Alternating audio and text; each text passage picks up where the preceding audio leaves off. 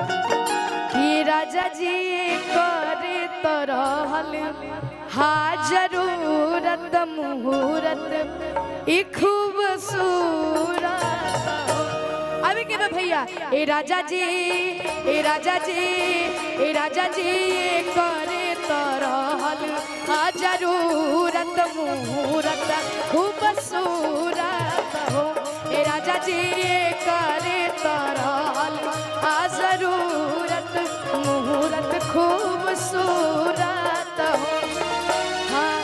ऐसन मनोहर मंगल मूरत सुहावन सुंदर सूरत सुहावन सुंदर सूरत हो।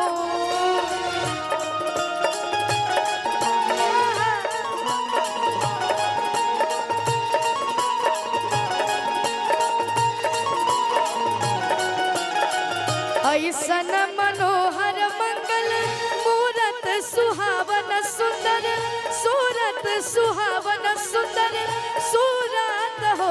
ए राजा जी ए राजा जी ए राजा जी करे तो रहल जरूरत मुहूर्त खूबसूरत हो। ए राजा जी करे तो रहल जरूरत मुहूर्त खूबसूरत।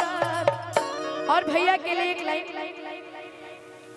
का कह के भैया कोट दे दीजिए कि बांध के खोलाई समधि मांगे समधि निया के तब मड़ावा में भीड़ भइले भारी अब बड़ा रंगदार समधि। आवे के भैया तब मड़ावा में भीड़ भइले भारी बड़ा रंगदार समधि मड़ावा में भीड़ भइले बड़ा रंगदार समधि। बांध के खोलाई समधि मांगे समधि निया के बांध के खोलाई समधि मांगे समधि निया के। लेकिन ऐसे ना हम चाहता नहीं बिट्टू भैया खातिर और हमरा भैया खातिर सब लोग एक बार अपन दोनों हाथ उठाई जा ताली बजाई जा। तब मड़ावा में भीड़ भइले भारी बड़ा रंगदार बड़ा रंगदार समधि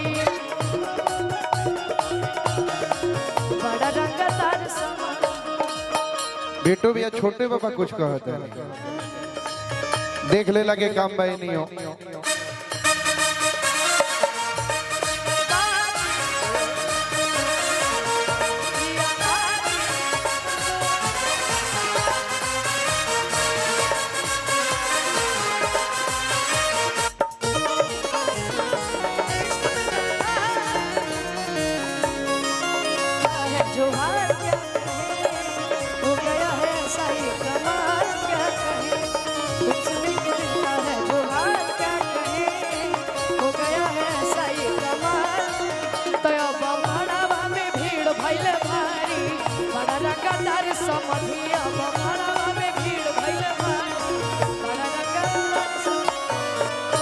अब हम चाहते हैं कि लोकगीत की तरफ बढ़ल जाऊं। आप सभी के आशीर्वाद से हमारे को काफी प्यारा गाना फिलहाल में भी इंस्टाग्राम पे हाँ